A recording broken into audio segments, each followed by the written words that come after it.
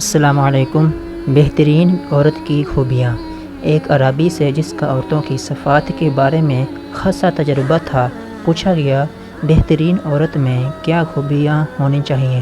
اس نے جواب دیا، ایک اچھی عورت میں درج ذیل خوبیاں ہوتی ہیں۔